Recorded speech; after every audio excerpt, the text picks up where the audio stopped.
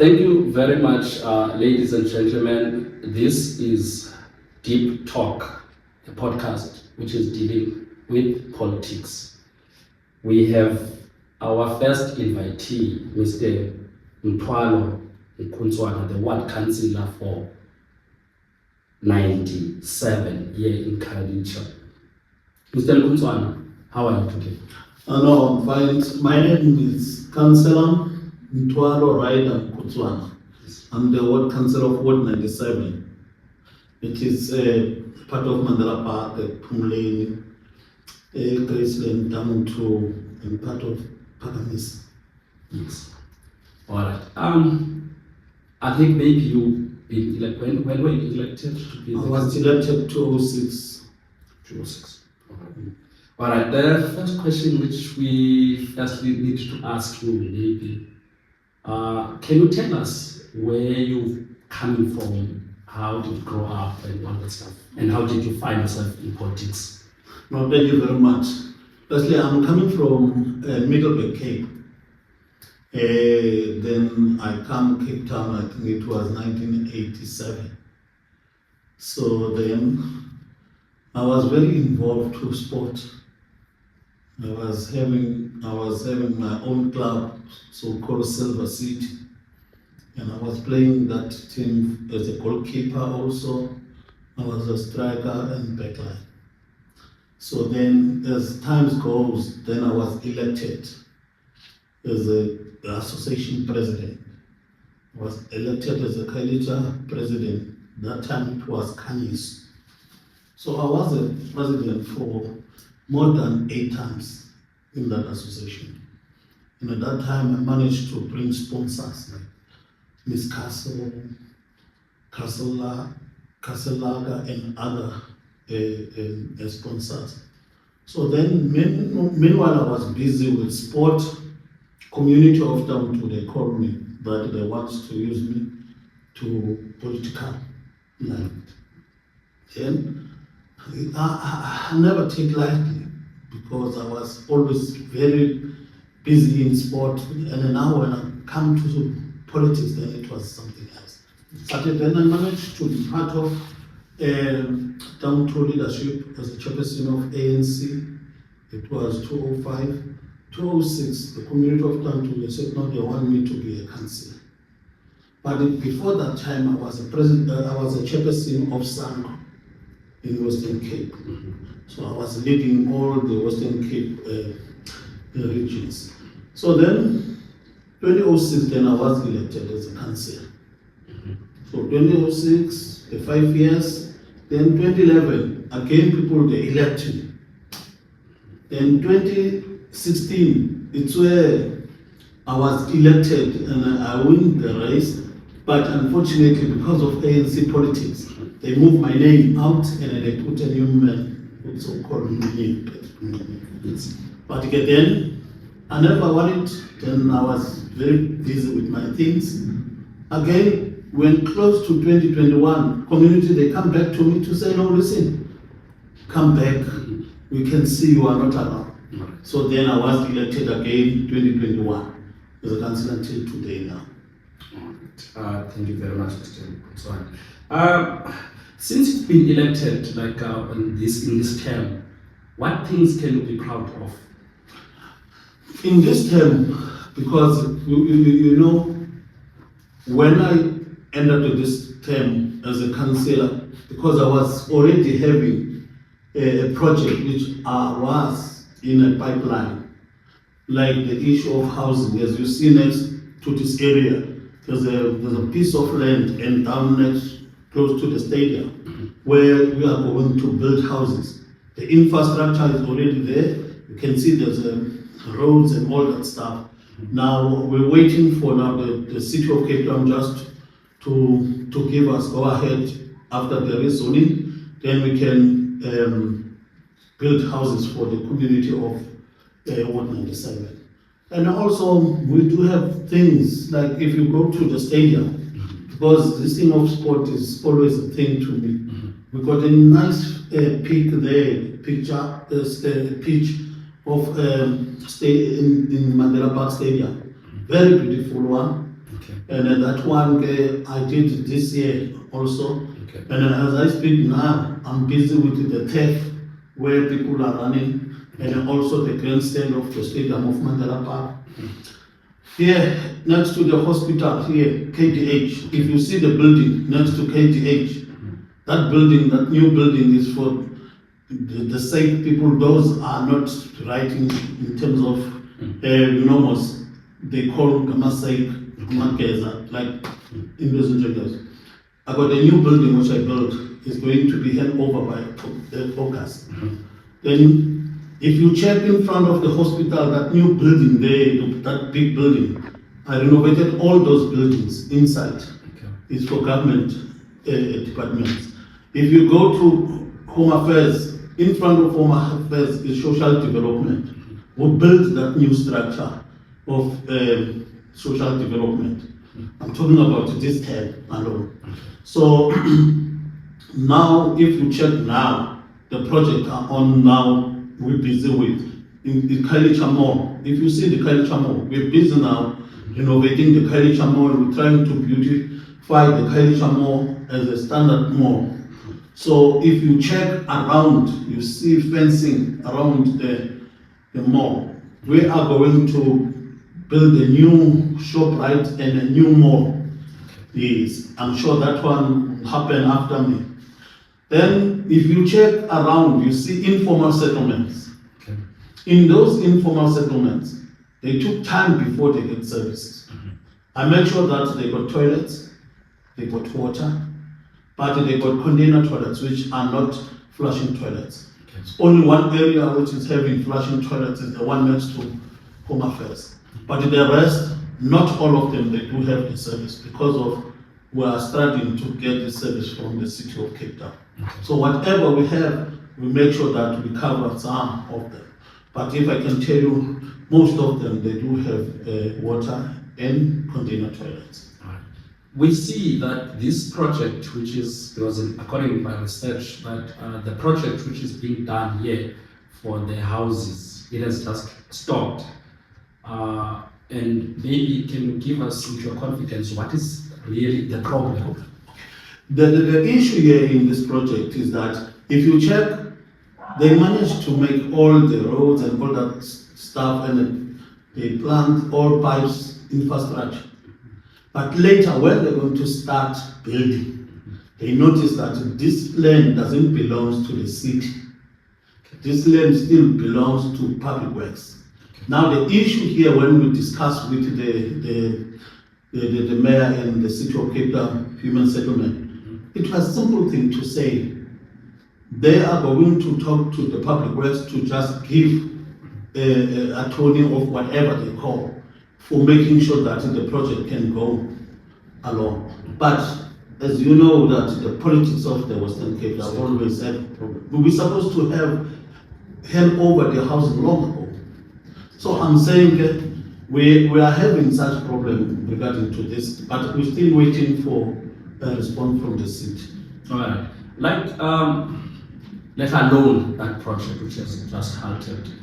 What are the two projects maybe that are the issues in your leadership as you speak, that are giving you a headache as you speak?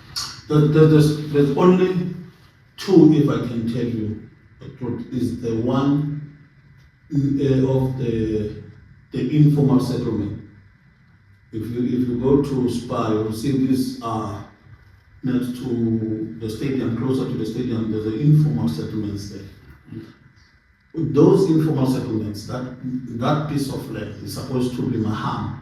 We call that project of housing, it's Maham. That's supposed to be Maham. And people of Mandela Park, when I was not a councillor then, when this thing of the COVID comes, then people occupy the piece of land. But the community of that area, those are in housing. They spoke to their children to say, look, you can build yourself, but when Mahama comes, you must go back to your places. Really, when the Mahama comes, the people, they take their kids off completely. Then people were there staying at the back. It was people coming from somewhere. Now the issue was there. Even it's an issue even today because people are saying why these people are sitting there because they want that piece of land to be built houses. But yeah, now people, you know, it's fights, and I have to be in between. That is number one. And we got also, because we got 4 pieces of land for housing. The one in front of Nom Samapongwa, also that one is supposed to be housing similar like this. But unfortunately, because of people that occupy the land, then obviously there's nothing we can do. Okay. So, like, there is, I'll be frank now, Councillor. There is just a street light here which is not working. And I'm pretty sure maybe it has come to your attention. Because I believe that street light, it works also onto the issue of safety for the people in the community. What is the initiative done just for the street light just behind it? You know, this street light recently, I fixed the street lights within no time. But within no time again, I received a call that this street light is not working. It's not only this one. Okay. We got more than close to, I would say close to 12 street lights here, but 7 of them are not working. But this one, we did everything. The issue here for the city to come and fix this one is the issue of escorting. They said they cannot come here without having law enforcement to escort them because their cars are robbed here. That's the only problem. But if you talk about the street lights, roads, those small street lights, except high masters, those they are fixed each and every now and again. But when it comes to high master lights, it's a problem because they must bring the crane. The crane must take that pole down. Meanwhile, they are working, there must be security guarding them because their material they are using for fixing this, when these police, they can take those things off. So that's the problem which we are facing. Friday, not Friday, today it's Tuesday. Monday, we were talking that, saying ESCOM and City of Cape Town must come together. This issue of escorting, security, all that stuff is not our issue. People are sitting here without electricity. Now, as we speak, most of the people, they don't have lights in their houses because of people are connecting the electricity from poles and all that stuff, municipal are blasting because of this informal. We said, City of Cape Town, why would you don't install power in this informal? Because they are causing a huge problem. So it's an issue of municipality. So which I can say today, tomorrow, can show you emails, can show you reference numbers, lot of reference numbers, send into the city. All right. Have you liaised maybe with the city so that they can provide maybe law enforcement to assist in the issue of this nature? The City of Cape Town gave us law enforcement about 5 people, but we are still struggling. But I'm lucky because I can talk to these ones of mine if I talk to them in time. Like for example, I was in Makaza, close to the Piazza station. There's one pole there, but the problem, they cannot fix that pole because there's an informal houses. People of that area must remove those informal before the truck can come. And then that day when we go there, the law enforcement were present because I asked them to do so. That's the reason why I said to one of them that, look, in this coming week I have to come up with a program. When you can assist me, please come and assist me in terms of that. But in the issue of crane, it needs a lot of people, so it's not an easy thing. That must be coming from the City of Cape Town to say such that we are coming to do like that pole. They told me that they are coming to that now. So they got everything, the security, everything. Then it's a matter of Nadiepa. Then just to tell them and spoke to the committees that, look, you must remove these 2 walkies. Then this truck can be in a position of taking them. All right. Maybe I must go maybe now to the budget. what was the budget in the last financial year in this current financial You mean for the ward? year? Yeah, for the ward, yeah. Each ward is always having 1 million budget. Okay. In that 1 million budget, it depends to the community. Okay. So, like July, every July is a financial ending of the city of Cape Town, and then we're starting a new budget. So, I have a meeting with the community people, that were listing all the projects. As I speak to you now, for this financial year, all my projects are 95% done. Okay. And again, you don't decide as you can see. The city of Cape Town, whatever people want, the city of Cape Town will tell them that this project, we won't make it, we'll do this. So, but my 1 million is up to, it's done. Okay. I also need to understand what is your power as the councillor towards water and human settlement department. Councillor doesn't have power except if there's a drain like this one I saw here now. Only what we do is to do a C3 notification. When you said C3 notification is to go to your system and report that case, goes to a municipality. Obvious. The city of Cape Town, this time they can pass that place. As long as there's no C3, they want to work on that. So the responsibility of the community is to see, when they see water, they see storage. It's a matter of just sending me a street name and the address. Then what I'm doing is a matter of just doing that C3 notification as a report. I know in politics there is a lot of pressure, because really we are in politics, not in church. But I need to understand, how do you handle the pressure which is within your organization, the ANC, as the council? You know, you are correct. This thing is the same like church. Okay. ANC, it doesn't go out of the line of other issues. It's just like a church. But here, if you are elected as a ward council, you are elected by members of the ANC. Again, the same members of ANC, they can turn around you. It's where the pressure comes. Let's say now, you see now, we are going to end of that 5 year. Yes. So there's going to be a new councillor now elect. Unfortunately, Mina, I'm not going to stand again now anymore. I'm supporting the one councillor from Ward 93. Okay. And I'm happy that I'm not leaving ANC with fights or fighting for the space. Okay. I'm the only councillor now. I'm smart. I'm going to those meetings, supporting, and I'm going to assist the new councillors going to be. Let alone people are saying about him, but for me, I said ANC did a lot for me. From 2006 until today, never had any problem. And then if you talk about two rider outside, no one doesn't know right. So at least I must say thank you for ANC for making me. Then I can be so strong even if now I'm no longer standing. So some people, they are fighting up to the end to make sure that for that space is for me only. So I'm saying there's a lot happening in ANC, but you must be always sober when you deal with issues of ANC. All right, where are you standing for the next term? No, I'm not standing. I'm sorry.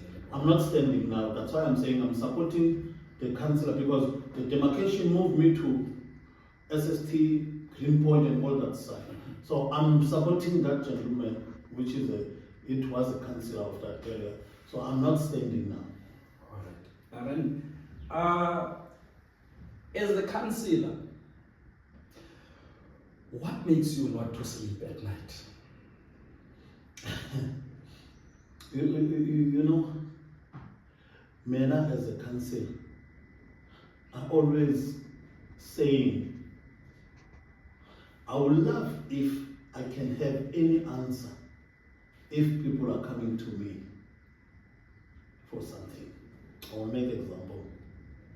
Last week I was in a conference of KTF. Somebody sent me a WhatsApp saying, Councillor, somebody burns down here. in level 2. Because I was busy, after I come out there, I drive straight to that place. I see that they really, and I find out, I check from them, where does this lady stay? They said in Mandela Park. Then I drive to that family. Then I sit with that family. I explain to that family. Check first is to check, does you have indlela of you can take this woman for burying this woman? They said no, they don't have money. Then I advise what is the City of Cape Town policy when it comes to that. Then answering your question is that I will wish always, if somebody wakes me up with something, that person must come out from my office with smile, even if I couldn't manage to give something, but my advice must make that person sleep well also.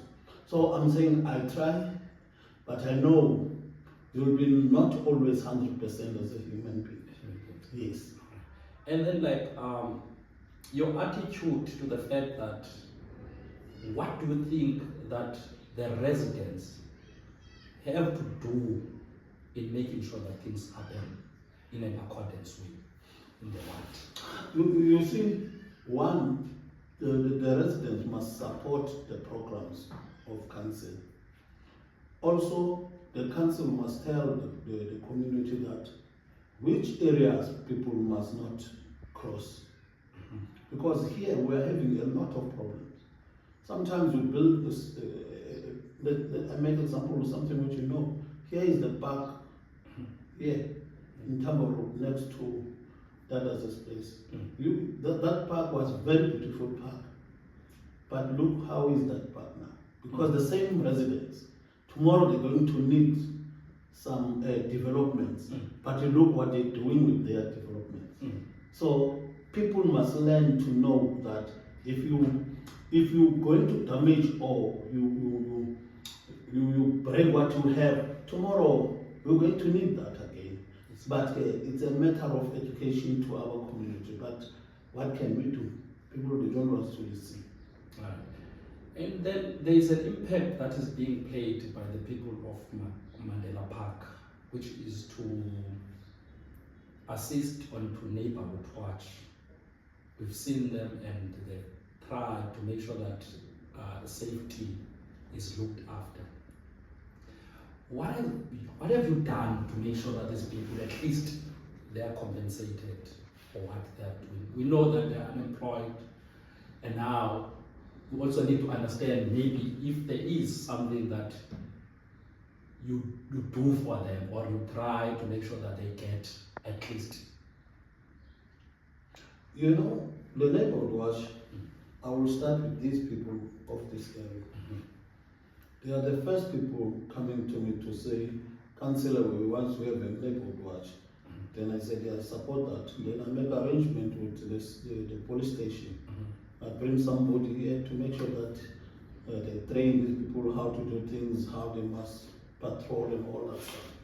Same time, I managed to arrange like the jackets for them, not from the City of Cape Town. I asked the sponsor somewhere. Then they got nice jackets, also reflectors. Then I managed to organize also the torch and all that stuff and the radios. But when it comes to the issue of something they can receive, it was not easy because we're always saying to the City of Cape Town, why this EPWP we cannot use for neighborhood watches? Because these people are very active in terms of assisting the community. Why we cannot do that? Now we have to put a money aside for them. But that money is not for everybody. We must take certain number from all these areas for they're going to be deploying malls and other stuff where they're going to receive something to eat. So it's not an easy thing to give them something like money paid and all that stuff. We tried to negotiate with the city, but they are not convinced yet. So you mean City of Cape Town is acting in a resistance manner? Of course, because my understanding is that if we do have EPWP, what's difficult to say all the neighborhood watches must be registered to EPWP. At least 2,000 is a lot of money to receive. So it's what we asking. So now if I got programs here from Public Works, I'm always checking at least number from all the different neighborhood watches. Those people, they will benefit from certain money from these sectors. All right, as we wrap up our interview, Mr. Quinn, so I just want to ask now, outside of maybe into your real politics now, which is currently in the ANC, I need to understand, what is your personal position to the parliament? We've heard the president has gone to the court, High Court, to go and interdict the impeachment which is taking place in the parliament. What is your position? I don't want you to be fired, but I need you to just maybe give your input to what is happening within the ANC. No, but what I like is that the president is always saying, if you find guilty, you must follow all the procedures. And I think the president is doing exactly that, because the law is allowing the president to do what he's doing now. There's no stuck or president, he is jumping the line. He's doing exactly. Then we'll wait for the committee to decide, because even if for moving the president from the position is not an easy thing, based to the politics which we have now. For moving president, you must have third majority to take president off completely. It's not going to be easy. Who is going to make that now? No one. But he's doing the process which is correct, following the law. Yeah, but the ANC have taken a radical decision against Zuma on the basis of Nkandla issue. But now the president is found in a wrong side of the law. But the ANC is not acting in accordance or in the way in which they've acted. The president didn't steal any money. Okay. He never steal any money. The president, he opened a case, they opened a case against people who were stealing the money to us in the president's farm. The farmer of the president is also a farmer, whatever. He's got his own company and all that stuff. So for having that money, then we understand that the law somehow doesn't allow a person must have such money. But president, we wait for the president to respond to that matter, to say, reason that money was there, it was 1, 2, 3. So you cannot do it, say, uye wajambilani okanye wamosha wenza into. UZuma, there was different. Issue was officials, they took money to say bazakwenza pool, fire pool, but later it was a swimming pool, which it was our man. So there's a difference here. All right. And then there is also a mobilization that is taking place by the guys, the March to March leaders, the Ngizwes and the others, that they are saying illegal immigrants, they must vacate South Africa. What is your position as the councillor here in your ward? No, my position is very clear. Look, here we are saying, I will say, if you don't have papers, correct papers for staying in South Africa, you have to leave South Africa. But if you have papers, then why must you leave South Africa? Like for example, when a person from these countries comes to my office for a proof of address, first thing I said, where's your ID? He said, I don't have ID, I got the permit. Then I said, give me the permit.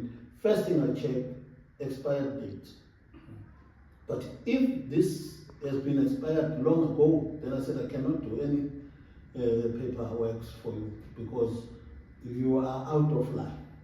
So I'm saying I'm not supporting that people they must just vacate South Africa, even if you come in South Africa correct way. Because even if you go to England, you cannot just go there without any paper, anything. So I'm saying now, if you do have your paperwork, stay in South Africa. Thank you very much. We've got Mr. Ngai Uzi, who is our cameraman there and also our editor, our producer as well. He is working behind the scenes. We appreciate you, Mr. Ngai. And at the same time, Mr. Mkutswana, thank you very much, Councillor, for appreciating our invite and coming here. You've shown leadership.